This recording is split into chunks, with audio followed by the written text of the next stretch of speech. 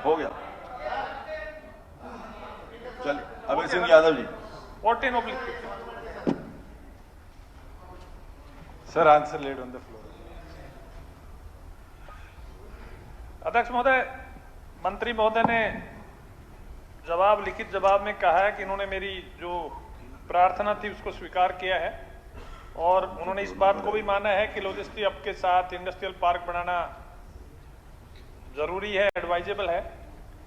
और इन्होंने ये भी कहा है कि ये जो लॉजिस्टिक हब की कुछ जमीन का एक्सपेंशन चल रहा है उसका वो मिलने के बाद में इसके लिए जमीन दे दी जाएगी। अध्यक्ष महोदय, मैं दो बात बताना चाहता हूँ। पहली बात तो ये है कि ये ठीक है कि हमारा प्रांत जो है 3-4 तरफ से नेशनल कैपिटल से जुड़ा हुआ है, लेकिन एक ट्रेंड इंडस्ट्रियलाइजेशन का जो देखा जा रहा है पिछले काफी वर्षों से वो ये है कि सारा का सारा डेवलपमेंट, इंडस्ट्री का डेवलपमेंट सिर्फ दिल्ली के आसपास के इलाकों में हो रहा है।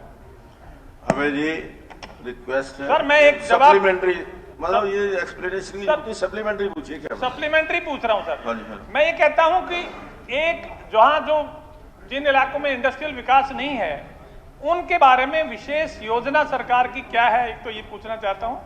दूसरी बात ये पूछना चाहता हूं कि जमीन खरीदने की बात कर रहे हैं अपने उप मुख्यमंत्री जी।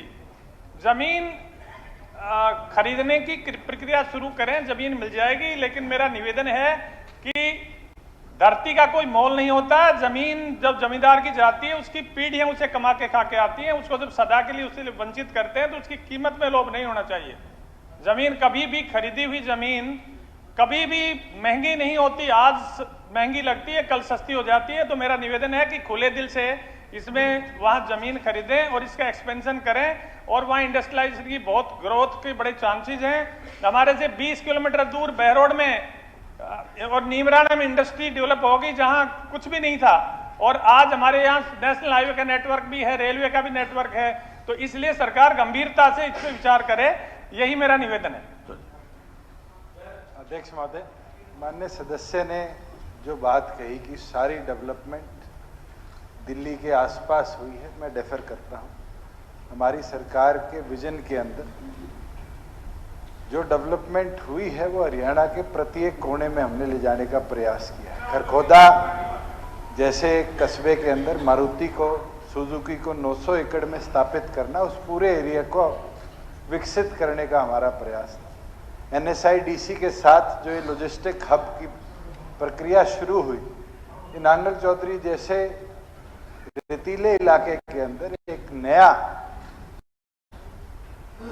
डेवलपमेंट कैसे हो इसका कदम था। हिसार एविएशन हब अपने आप में उस एरिया को एक नई कैसे स्थापित कर इंडस्ट्री दे एविएशन रिलेटेड, उसके लिए कदम। माननीय सदस्य ने कहा कि और डेवलप कैसे किया जाए। दो ही प्रयास हमारी सरकार ने कहे, तो आईएएस अफसर रहे हैं, उस समय एक्विजिशन चला करती थी। हमारी सरकार ने एक्विजिशन प्रक्रिया की ओर नहीं देखा। हमने ई भूमि के माध्यम से जितने भी प्रोजेक्ट्स प्रदेश में बनाए हैं उसके लिए लैंड खरीदी है। और मैं इनको विश्वास दिलाता हूं कि नेशनल हाईवे 152 DB और पुराना जो हमारा नारनौल से लेकर नांगल चौधरी तक है, दोनों के ऊपर 500 एकड़ की 4 साइट्स हम पुटअप कर देंगे ई भूमि पर। जहां पर भी हमें 500 एकड़ जमीन कंसोलिडेट कर दे देंगे, हम पहला इंडस्ट्रियल टाउनशिप वहां पर बनाएंगे। उसके साथ साथ मैं माननीय सदस्य को बोलना चाहूंगा, जो बात इनने कही कि पीढ़ी दर पीढ़ी जमीन से जुड़ी है। सरकार की लैंड पूलिंग पॉलिसी आ चुकी है। अगर फार्मर्स 500 एकड़ के अंदर लैंड पूलिंग कर देना चाहे तो कॉस्ट पोर्शन के हिसाब से उनको भी उस इंडस्ट्रियल पार्क के अंदर हम टाउनशिप देने, उनको हिस्सेदारी देने को तैयार है।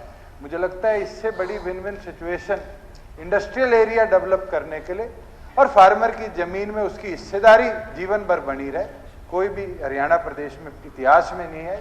मेरा आज मौका है, माननीय सदस्य से आग्रह करूंगा कि माननीय सदस्य लगकर अगर अपने क्षेत्र के अंदर इंडस्ट्रियल टाउनशिप चाहते हैं तो सरकार का और ज्यादा सहयोग करने का काम करें। धन्यवाद करता हूं कि इन्होंने जो ऑफर दी है, और मैं आश्वासन देता हूं कि हमारी तरफ से पूरा इसमें सहयोग किया जाएगा।